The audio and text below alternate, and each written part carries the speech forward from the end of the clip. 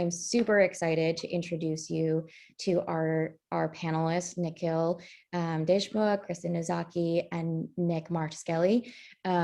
We have a great conversation planned for you today. We hope it's going to be very helpful. You'll leave with actionable tips on how to optimize your resume, what actually happens to your resume behind the scenes, and leave you with tips on how to hopefully speed up your job search.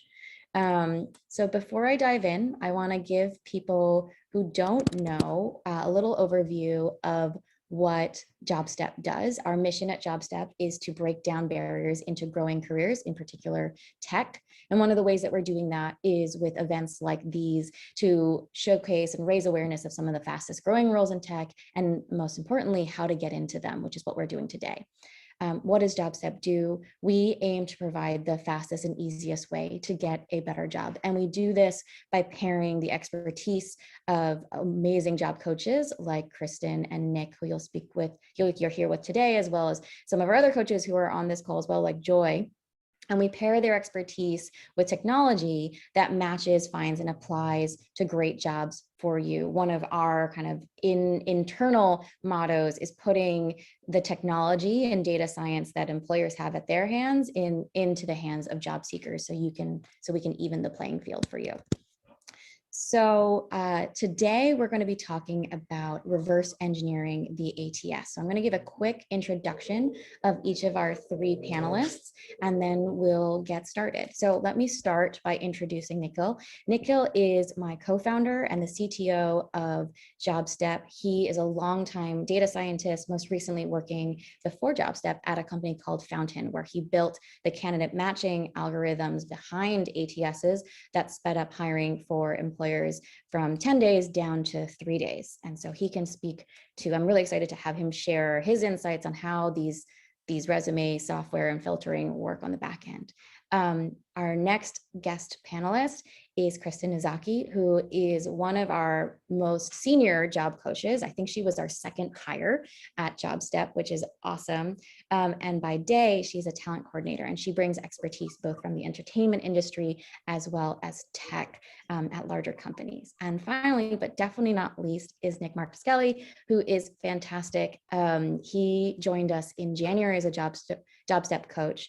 And by day, he's a talent acquisition manager for Barstool Sports. And he's worked both at the agencies, external agencies, as well as scrappier startups. So between the three panelists, we've got great perspectives about how ATSs work, how different recruiting teams work and hiring manager team work.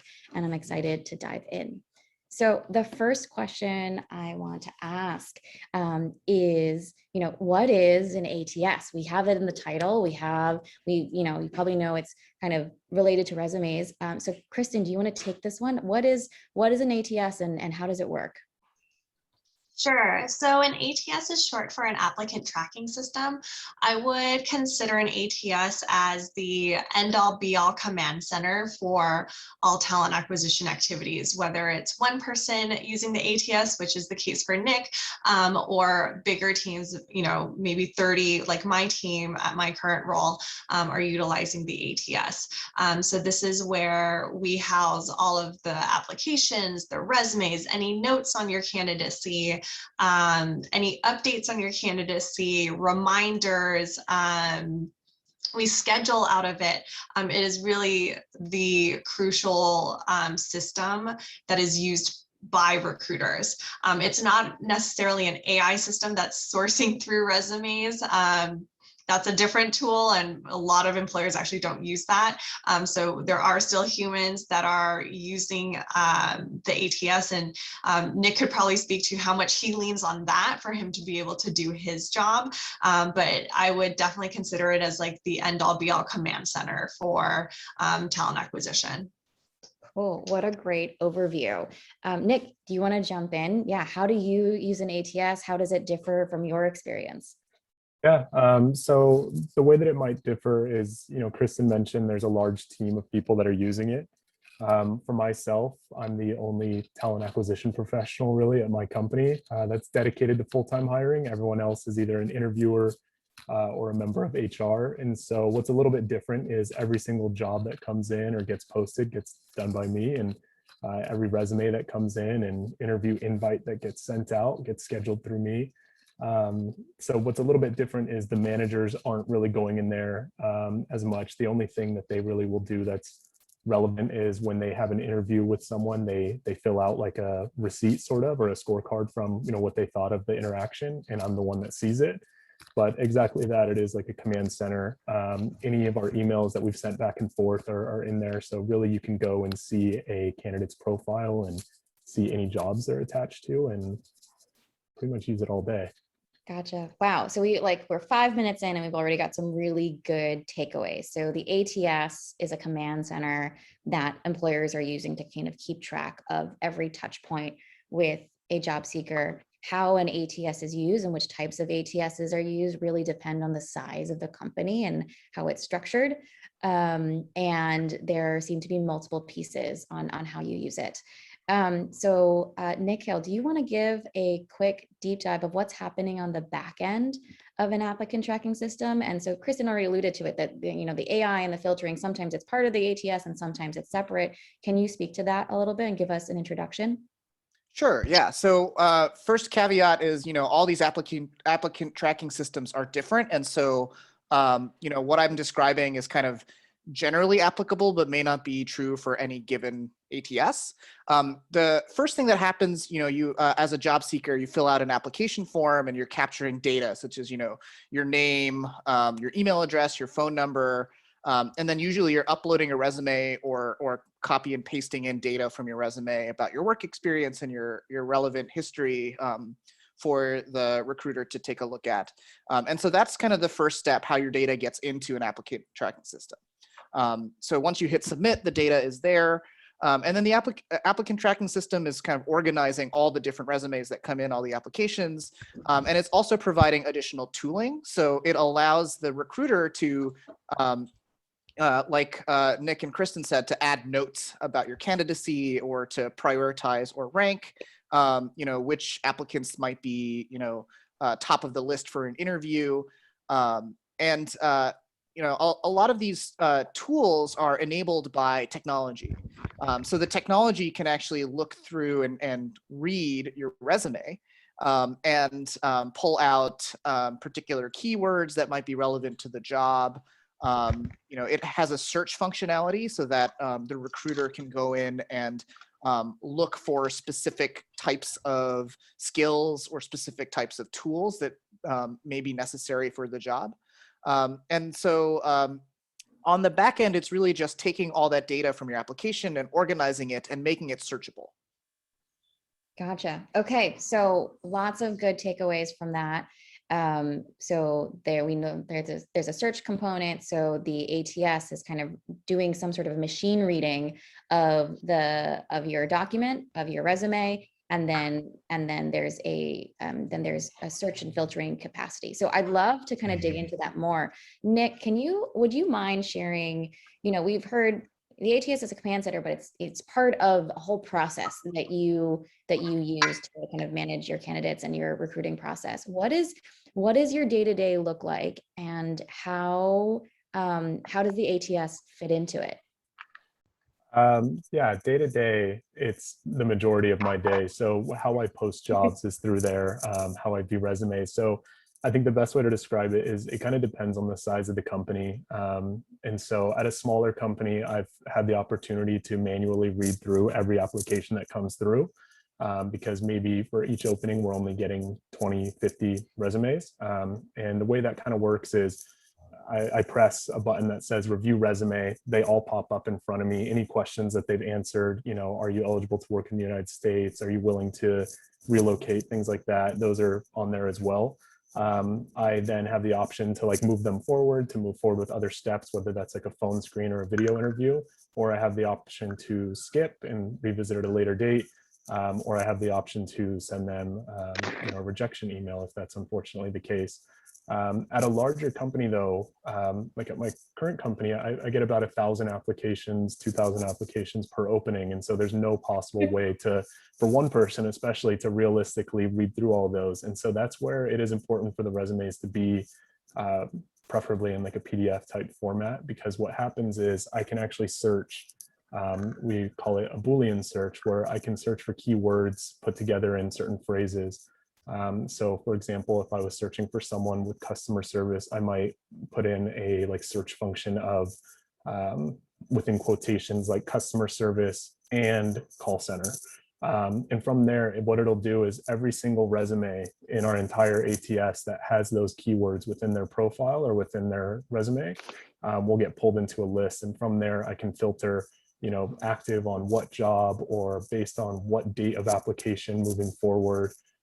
There's different like filters I can use based on their interaction within the ATS. So kind of differs depending on the size of the company, the amount of roles, amount of candidates. Cool. And then for people who don't know what Boolean search is, what's a good way to explain that? It's a sort of like logic function. So if you've ever done a like a function in Excel, like an if-then type of thing, it's definitely not as intense as that. It's a way of putting in, we use like parentheses, we use like quotations to be able to find keywords. So like I was mentioning, a customer service person, I might say like in quotations, customer service and call center. And what that is telling the ATS is you have to find me resumes that have both of those key phrases. Alternately, if I was open to either one, either customer service or a call center, I can put an or function in between them. So I see resumes that, you know, maybe they've worked at a call center, maybe they've worked as like customer support, you know, like in person somewhere. So it's kind of just a way for us to build really complex ways of doing it. That's like a really simple example.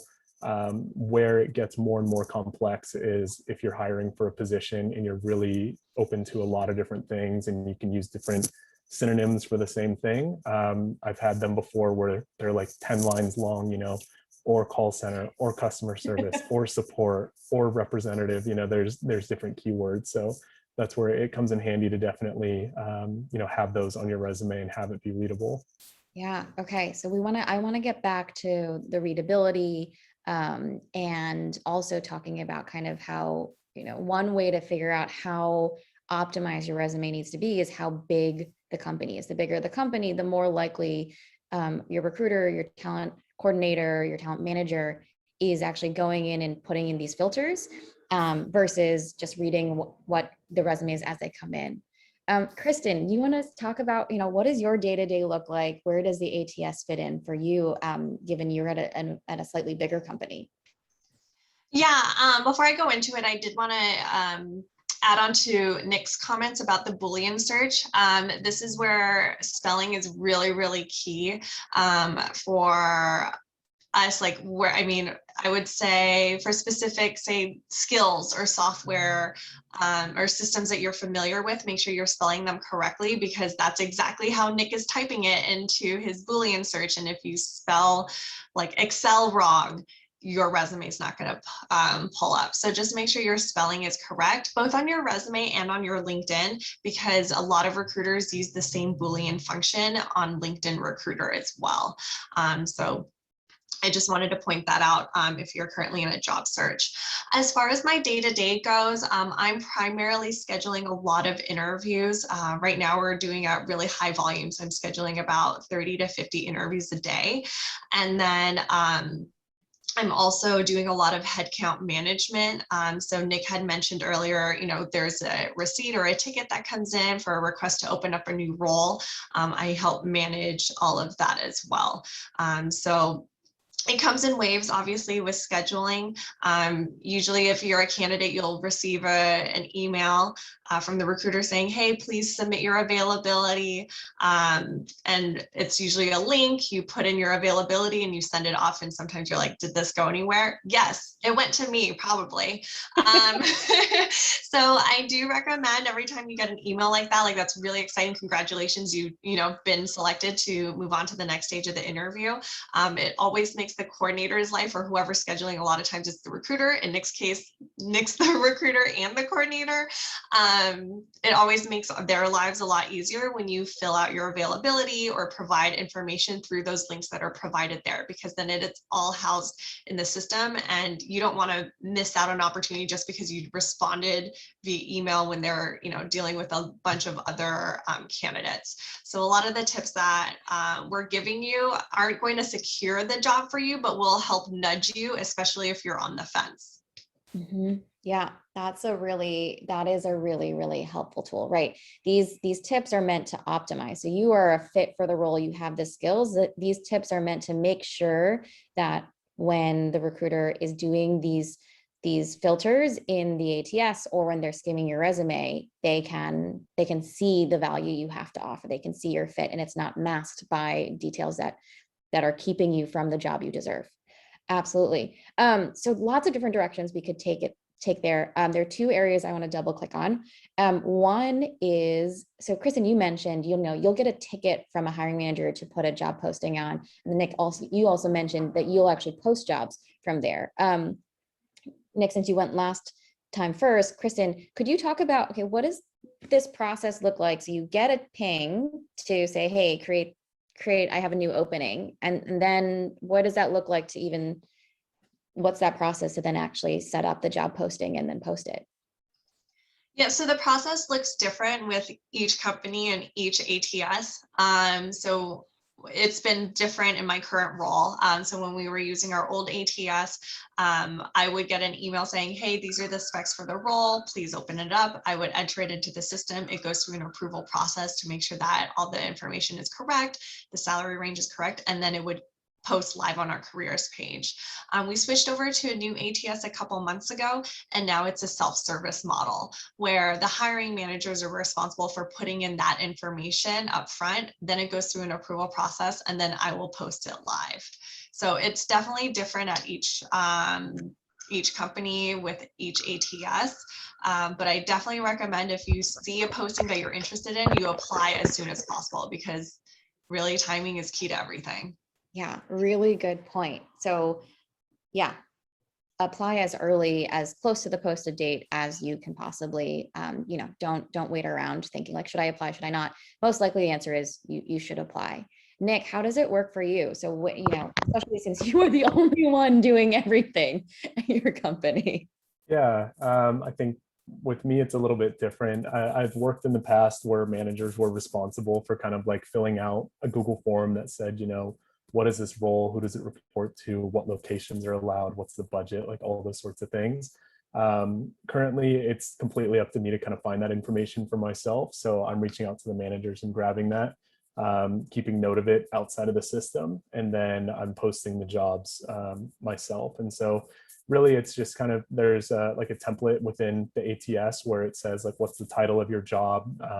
What are the qualifications? What questions need to be required for the person to answer? And then typically at the bottom, there'll be a part that says like, where do you want this job to be posted to? And that's some of like the back end work that we do when we set up our ATS, is we link it to different job boards. So like Indeed, LinkedIn, Glassdoor, places like that.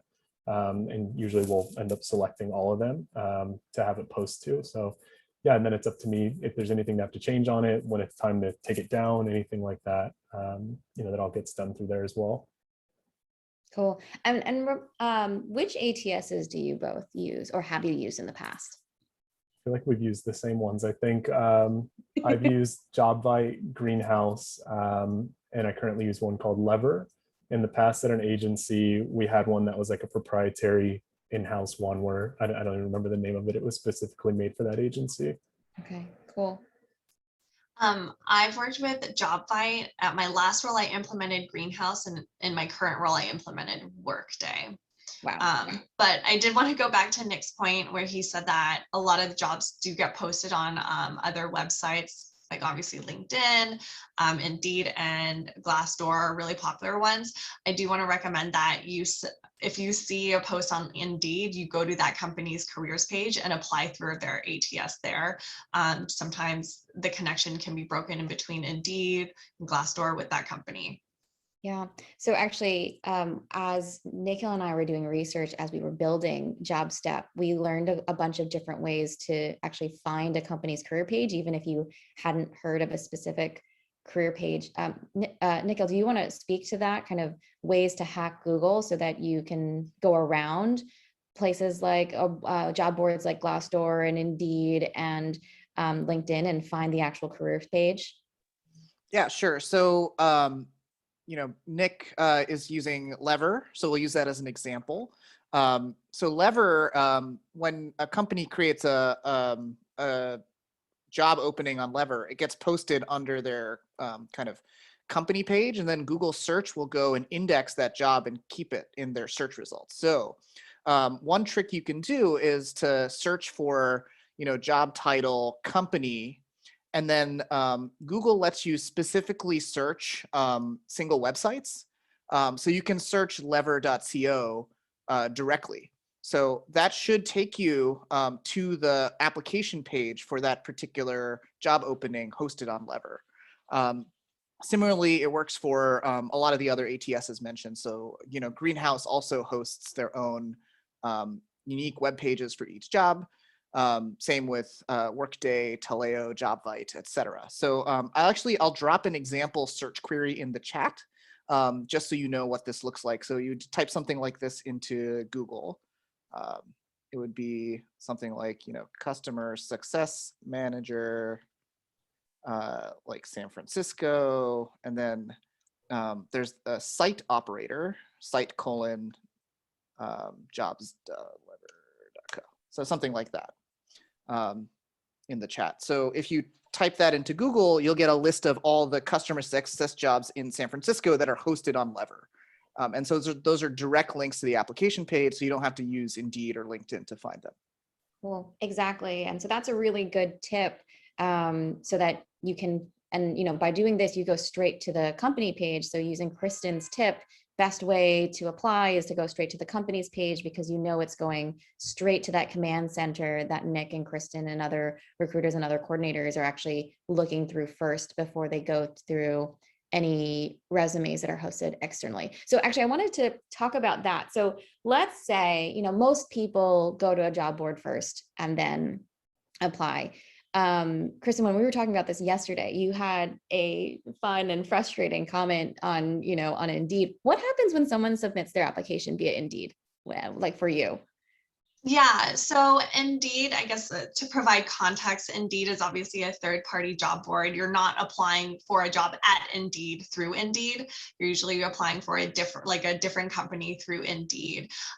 What they make money off of is companies' membership fees or subscription fees or some kind of account fee, where they will post jobs for you and help you collect resumes. However, there are a lot of companies that don't actually have an account with Indeed. So what Indeed will do is they will, we call it scraping the job board, meaning that they'll search from your career page and post your positions there. Say Eleanor decides to apply to a job at my company. I don't have an account with Indeed, but Indeed scraped the job board. She'll apply on Indeed, and then Indeed will call me and say, hey, we have this really great candidate, Eleanor. If you pay for this membership, we can provide her information to you. So they pretty much hold our candidates hostage that have applied through Indeed. That's why I always recommend that you use Indeed sort of as like a Google search if you're going to find a role. And then once you find a role that you're interested in applying to, go to that company's career page rather than applying through Indeed, because there's no way of you knowing whether or not they have an account with Indeed or one of those third-party job boards. Yeah, really, that's a really, really important tip. Nick, what does it look like for you when someone applies through, you mentioned ZipRecruiter and Glassdoor that you post through, does it go straight back to Lever, or do you have to kind of go to those third-party sites? It depends. We have subscriptions at most of the companies I've worked where we do pay for like an ongoing membership. And so they do get sent to us, and we can see something where it says like the source detail essentially. And that's kind of convenient because we can track like where people are finding us from. But I have worked as well where we didn't quite have the membership yet, and we would get an email from like a masked email where, you know, it might say like, you know, hi, I'm Eleanor, here's my cover letter and resume, but it's from like Eleanor1234@indeed.com, and we know that's not you. So I think to be safe, like a good way to do it is just if you are applying, like include your actual contact information. That way, if it is the situation that they don't have a subscription, they can still see like how to contact you best. Great. Yeah, that's another good tip. So just make sure your contact information on your resume, on your cover letter, on the application are clear and very accessible in case, you know, you never know if your resume is actually going through 1, 2, or 3 systems before it reaches a real person. Nick, so you have worked at scrappy startups and agencies. How does this work? For people who don't understand kind of external recruiters versus internal recruiters, what does this world look like? And then also, you know, when someone applies and they get to the agency, what is that experience? What's happening to the resume, and how does this work how does the process differ for a candidate? Yeah, so in general, like what an agency is doing is, so for an example, I can use myself right now. I'm a team of 1 and we have something crazy like 20 or 30 openings that we really want to fill. So in this case, we do engage with some agencies, and what that means is we reach out to people whose full-time job is to work as a recruiter kind of on a case-by-case basis. So we'll engage them and say, for example, you know, we're looking for a customer success manager. Here's everything they need to have. You know, here's how much we're willing to pay. And they'll say, you know, we're willing to do that for you in exchange for 10%, you know, added on to whatever agreed upon salary. So what that means essentially is if we tell them our budget's 100,000, we agree that we'll pay them $10,000 finder's fee for finding this person. And so I think a common misconception with that then is that people think like if I work with a recruiter, they're taking money away from me. In most cases, if they're hiring you direct placement, like you're going to be going to work directly for that company, they actually are trying to probably upsell you and fight for your salary a little bit. It can be different if you're working contract to hire type of thing, but I won't go all the way into that right now in terms of the ATS. So what's different is at an agency, you know, they are working for so many different companies. They're working for so many different types of positions. From my experience working in an agency, it means that there are hundreds of recruiters going in there and looking at every single profile. They're typically competing with each other on similar roles. So I might add Eleanor and Nikhil to my call list, and the guy sitting next to me might call them before I even have a chance, and then I call you later the same day. So it's very, very fast paced. There's a lot of cooks in the kitchen, so to speak. What's interesting as well as it relates to like keywording your resume is because we've worked on so many positions for so many clients, there are hundreds of thousands of resumes in this database now, like specific to this agency. And you want to make sure that yours is still searchable, you know, you're still able to be found by them. So what they'll do is they'll give you a call, the agency, and they'll say, you know, we have this great job for you, it could be a fit. You know, if it sounds like it's something you want to do, they'll send your resume over to the actual recruiter in-house, me, and I'll take a look, you know, decide if I want to set up a call with you and kind of introduce you to our interview ecosystem. And really kind of the process is normal from there. You know, we just work through your recruiter for scheduling. We work through your outsourced recruiter for probably your offer letter, things like that. So that's kind of like the main difference when you're working with an agency is it's just a much bigger ATS. Typically, there's a lot more people looking at your profile. Yeah. Okay, that's helpful. One thing that I have heard from some hiring managers. So a hiring manager is typically the person that if you get a new job, this is the person who manages you. This is the person who said, hey, Kristen, or hey, Nick, I have an opening on my team. Can you make sure it gets posted? Versus a recruiter or coordinator who is doing that first round of interviews and then making sure you get through the process. And one of the things I've heard from hiring managers and then from external recruiters is that the bar for getting your resume through is a little bit higher than if someone who's in-house is reviewing the resume. I'd love to hear both of your thoughts on this. Is this true? Is this not true? You know, in you know, like how, what, like what's actually happening here?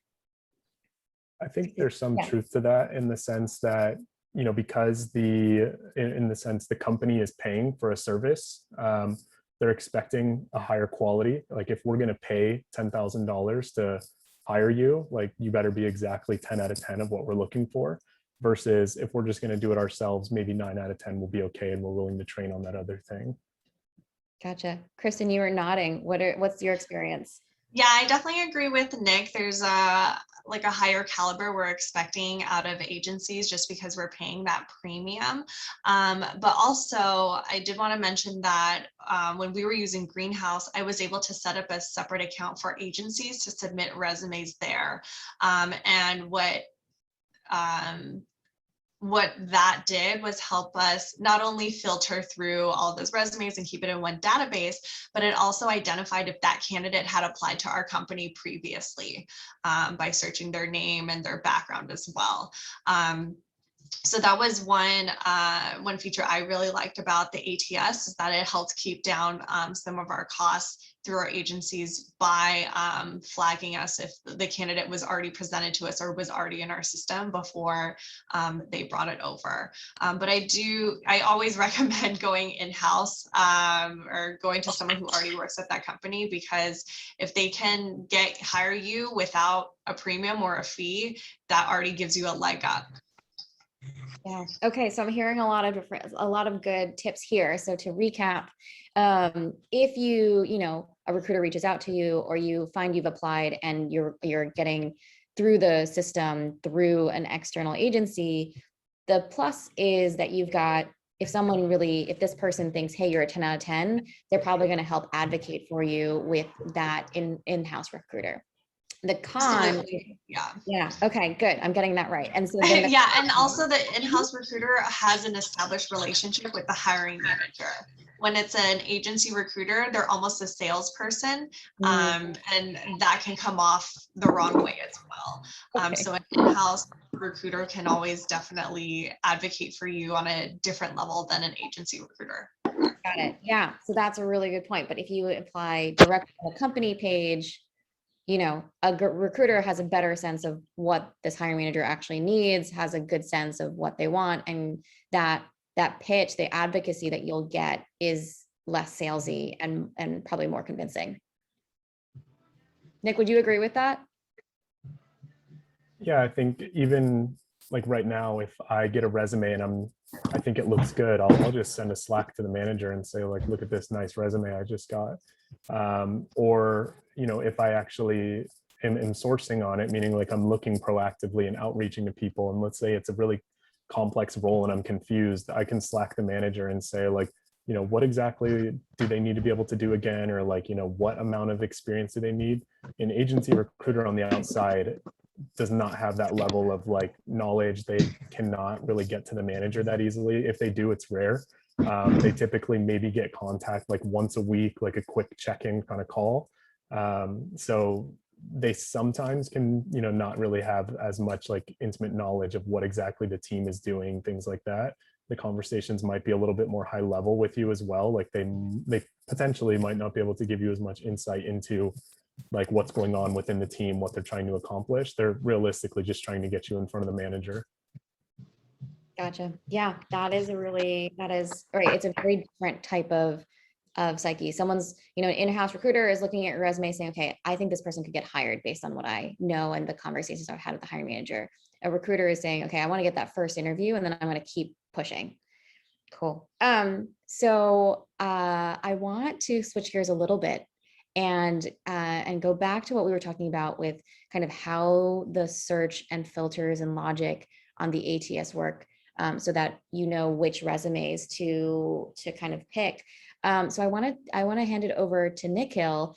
Nikhil, can you talk about, right? A lot of people say, there's a lot of articles, there's a whole set of Twitter threads on resume robots and ATS bots. I think there's a meme and there's like a funny robot like GIF. We've all kind of alluded here that that's probably not what's actually happening. Can you speak to what are the algorithms and filters at work at ATSs? And there are lots of different ATSs. If you can chat about that, I think that would be very helpful. Yeah, so I think, the big takeaway from this is, as you've learned from Kristen and Nick, is that it's not just the ATS in a vacuum, it's the ATS and the users of that system. So those are the recruiters, the hiring managers, the coordinators, everybody involved that's touching the ATS. And so when you're writing a resume, it has to be both machine readable and human readable. So, in terms of machine readable, that means making sure you have the right keywords. Specifically, I know that like lever and greenhouse weight particular keywords more than other keywords. So if you look at like your job titles, those ones have more weight in the system than like something that's in a resume bullet point. And so, that weighting changes how your resume shows up in the search results. And so like, for example, if you went and typed in quotes, customer success in one of these systems, and that was in a bullet point, but not in the title, in one of your job titles, it would show up below someone who had it in their job title. And so I think this really means like as a job seeker, making sure your job titles kind of align or match with the role that you're looking to do. Not just your resume, but also your LinkedIn profile, because as Kristen and Nick mentioned, they're looking at your LinkedIn profile as well. And so in terms of keywords, yeah, making sure that the title keywords are the most important ones. And in terms of human readability, humans read very quickly when they're looking at resumes. Generally, I don't know about you guys, Kristen and Nick, but I've heard anywhere from 30 seconds all the way down to like 5 seconds to like skim a resume. And so when people are skimming, there are parts of the page that are more salient, or that are kind of more that kind of pop out. And so those are kind of the left-hand column, as well as the kind of the first bullet points, or the first title, or the first thing. So it's kind of like an F-shaped or an E-shape. So if there's an important detail, or if there's a skill or a particular experience that you're proud of, you want to make sure that it passes the skim test, so that when you're skimming your own resume, or you have a friend or a partner or somebody else skim your resume for you, that they're picking up on those important details. Yeah. So in summary, it's really about, doing double duty. The resume has to both, have the right keywords to show up in the search results, but it also has to be human readable, so that the recruiters and the hiring managers can actually make sense of your experiences. One piece of advice that I've heard that's actually like not very good advice is to copy keywords in and paste them in really tiny font, or in like white, so that doesn't show up on the printed page. But what happens when that goes through the ATS is it'll actually just convert it into standard text. And so whatever you put in there, even if it's hidden, on your screen as a human, or if it prints out and you don't see it, it's still there as text. And so that'll be visible to the recruiter, and they'll know that you're trying to play these games, right? So I think that's generally bad advice, to like copy and paste, blocks of keywords or pieces of the job description into the resume. What do you guys think, Kristen and Nick? Yeah, it's exactly that. So when I do a search, what it'll do is, the way it looks to me is, I'll see like a name, I'll see the job they applied to, and I'll see like a little snippet of where it's finding the keywords within the resume. And it will, when I then click it, it's similar to if you do like a Control F or Command F on like Safari or Chrome, it's going to highlight on the page where it's finding those things for me.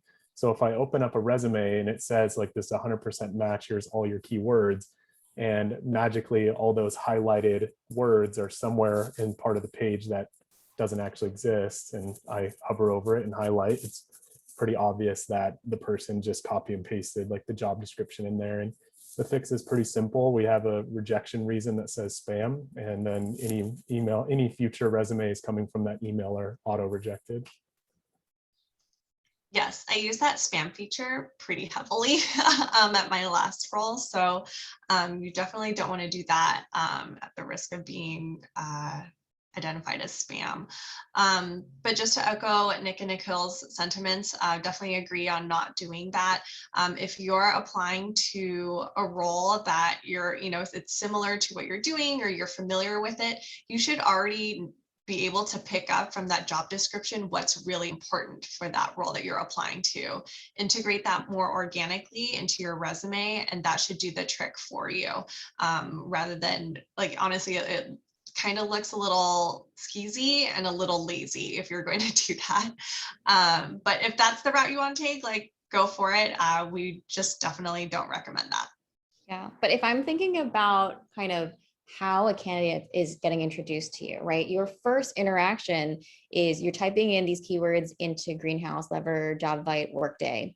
And then these ATSs are showcasing the text surrounded by the sentences or the context that it's in. So that is the first thing that a coordinator, or recruiter, or hiring manager, or an agency is seeing about you as a candidate. And so you want to make sure that, whatever those important keywords, just like Kristen was saying, the more organically you can pull them in, whether it's a title or into your actual resume bullets, they're not looking at the full resume first. They're looking at that first sentence and saying, oh, is that interesting? Is that enough that I want to say, yeah, let me pull this in and actually pull it out and read the rest of the resume. Yeah, that is really interesting. So the other thing I want to ask, Nikhil, there is this, like, especially on Reddit, I think there's a whole dozen set of Reddit threads about kind of the black hole of the ATS and how things are getting auto-filtered. What's actually happening?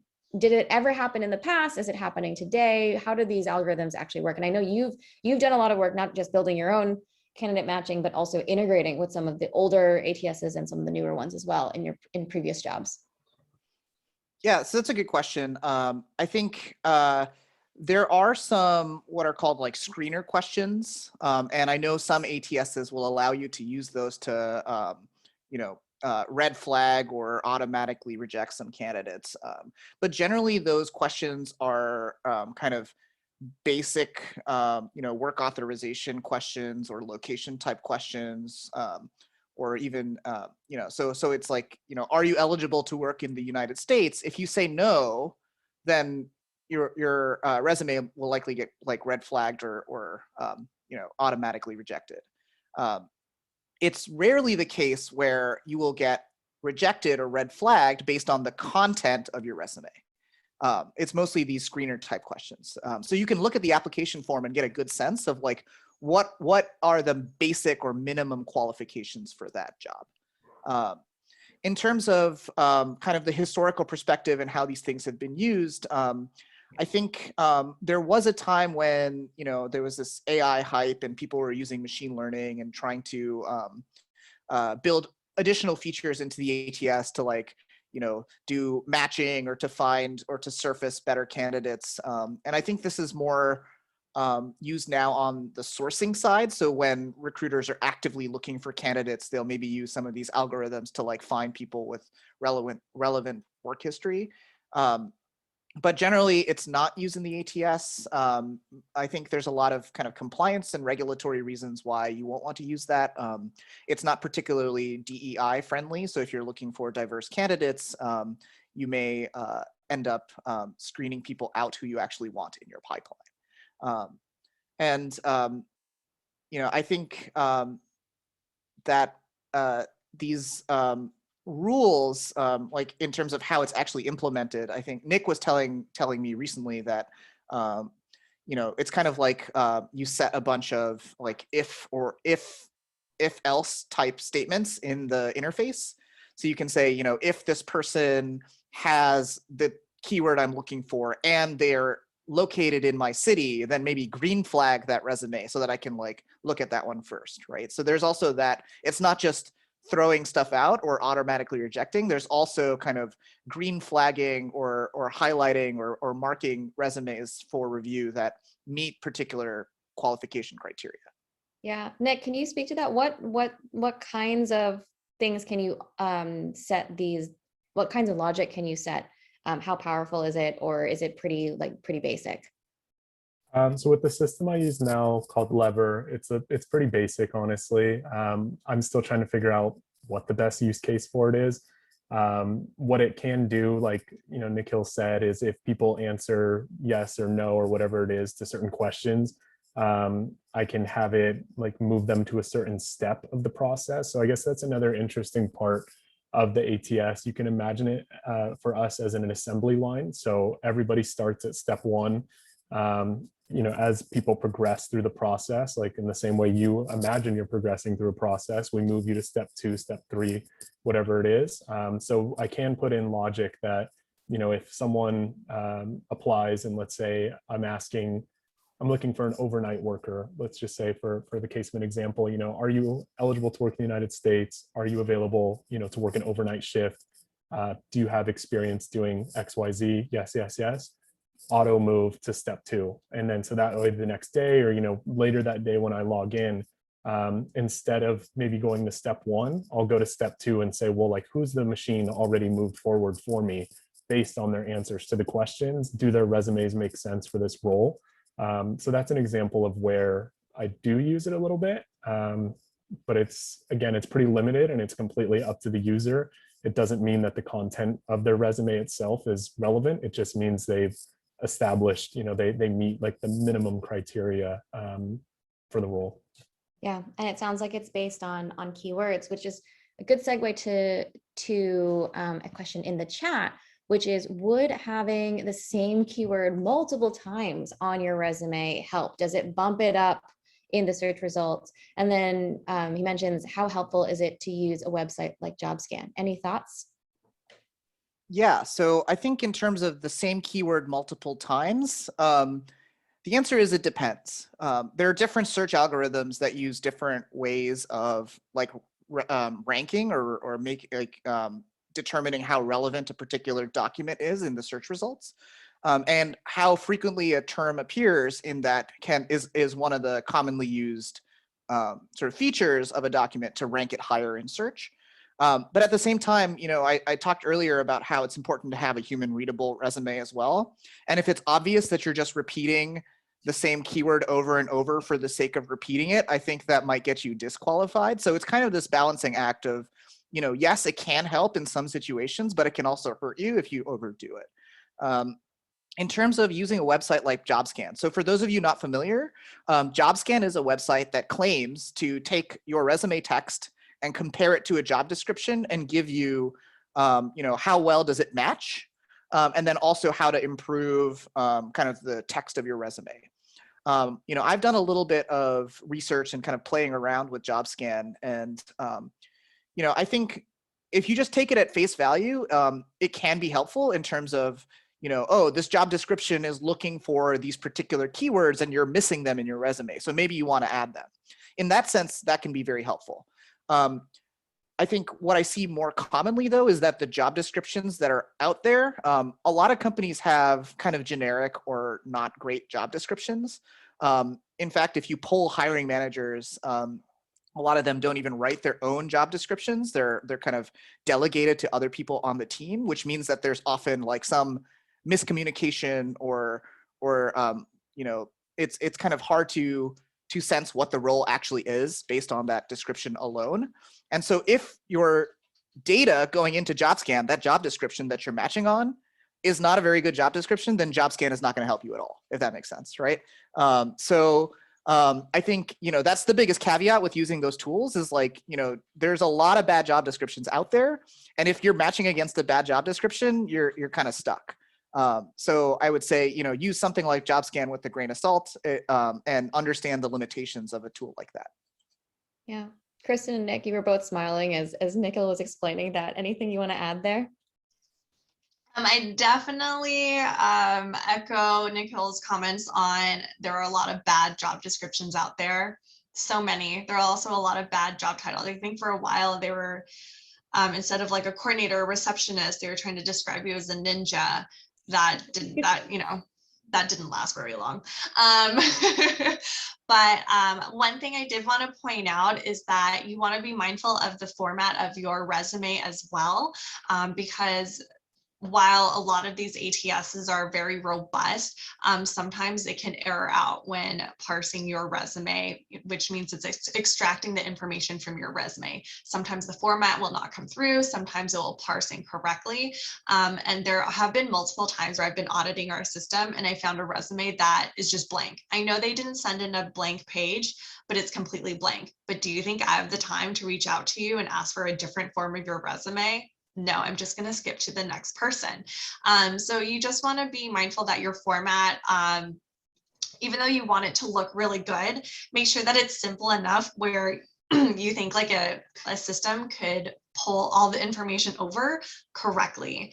If it's too fancy, there's too many things on it, it's not going to come over. And honestly, recruiters are just going to pass on your application just because your resume didn't come through. They're not going to take the time to reach out to you and ask you for a different version or for more information just when they're sourcing through. Maybe if they know you personally, but I wouldn't even waste time. Like I just reject at that point.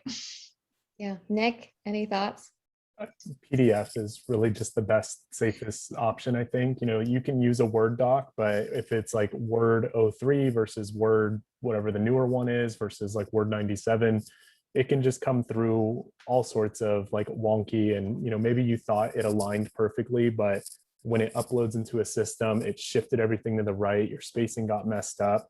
To me, I'm the type of person, I'm reading for content, and I understand that, you know, things get messed up, but there are hiring managers I've worked with where they're like, no, they can't even make the document look right, forget it. You know, of course not at my current company, but in the past I've seen that. But it's something, again, yeah, like if I have to take the time to download the resume to make sure, typically that's the solve for it, is if I look at it and I see that it looks weird, I can download it and it looks a little bit better. But I've worked places as well where, you know, we're on MacBooks, we don't even have Word, we use Pages. And so or we use Google Docs for everything, and we don't use Word at all. So I know that was an argument on LinkedIn the other day, but it's just the safest bet is use PDF then. You know, we can't read JPEGs, we can't read PNGs with the ATS, or if it does, it just shows up as a picture and it can't pull any of your information from it. So I have a blank profile with a picture attached to it. And so I would have to zoom in and like write down what is this person's number and then call them. And, you know, like Kristen said, it's just more time and more, and it would have to be a really convincing reason for me to want to do that. And if you fit the role perfectly, then I might. But I think, you know, in terms of the keywords as well, it's context of how you're using it. You know, if you're just using the buzzword to use it, then it probably won't wow anybody. It'll get your resume read, but if you read the resume and you just see they're repeating the word, I think the most important thing to do is, you know, for every job you apply to, look at what they're asking you for and use those keywords in relation to what they're asking for in that job, kind of thing. Great. I think that's a really strong place to end. So a couple big takeaways I'm hearing from all three of you, right? When you're hearing about the ATS robot or the black hole, recognize that it's actually not, you know, there's not like a little robot man or woman or thing just saying like, hey, I'm eating your resume. It's actually a whole process. And Nick and Kristen are kind of often working on 10 to 20 to 30 different openings at a time.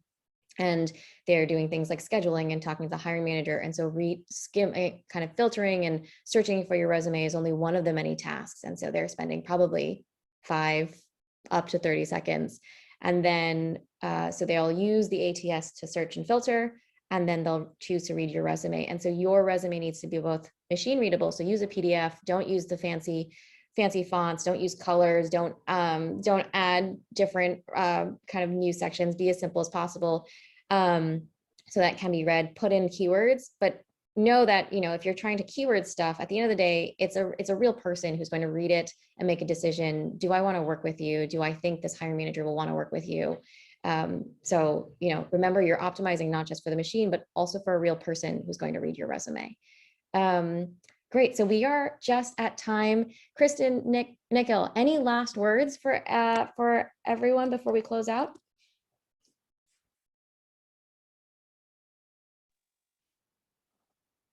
One common error I see in resume parsing, having worked on software that does that, is phone numbers.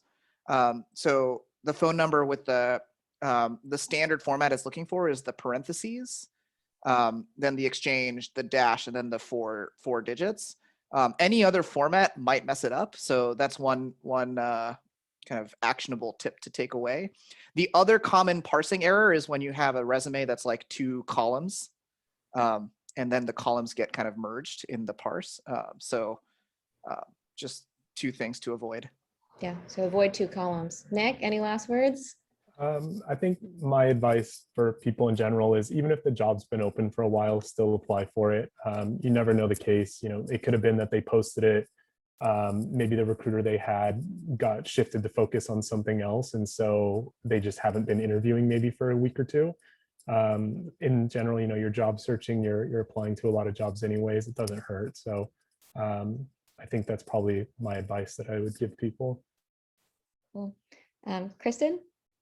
Yeah, one thing to note is that as everyone's, you know, interviewing virtually, and everyone's like all these companies are using an ATS, I would consider every single touch point with the recruiter or coordinator or a hiring manager as part of the interview process. There's a good chance that all of your communication, whether it's over the phone or via email, is being recorded into this ATS. So if you're not getting the current position that you're interviewing for, they might still be impressed with you and can refer you to another role, and they can go through the history of your past candidacy to see if you're a good fit for this upcoming role or a new role in the future. And there have been multiple times where we've hired the silver medalist or the second person that came up for this role, maybe 3 or 6 months down the line.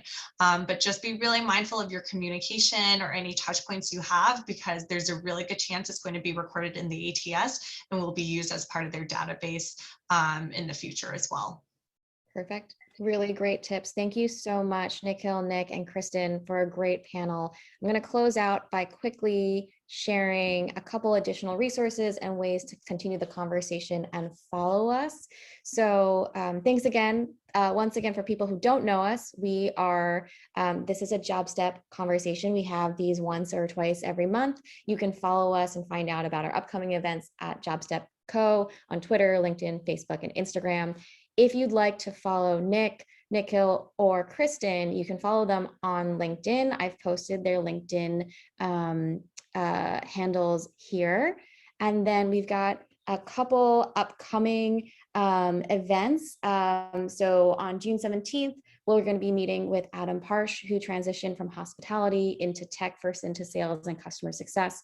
So for those of you who are thinking about a career or industry shift, this is going to be a great conversation. The May 25th conversation is actually moved just because of Memorial Day and kind of that busyness to the second week of June, so June 8th. And this is going to be a great conversation for people who have been in freelance for a long time and are trying to break into a full-time role, especially if you've been forced into freelance because of the last year's pandemic and recession. And so we'll be talking about particularly marketing roles, but also personal branding, and then how do you talk about your contract and freelance work and really position yourself for full-time. We'll be following up with a thank you email for everyone who joined us today. If you have additional questions that you'd like to ask the panelists, or you have any feedback for us on what we could do better, please feel free to share that feedback with us. We care deeply about helping you all break into better paying careers, better and more fulfilling careers. And so we are eager to do what we can to support you. All right, well, thank you so much, everyone. Thanks again for our panelists. We'll do a virtual clap for you guys. Thank you so much. This was a really great conversation, and thank you everyone for attending. We'll close out now.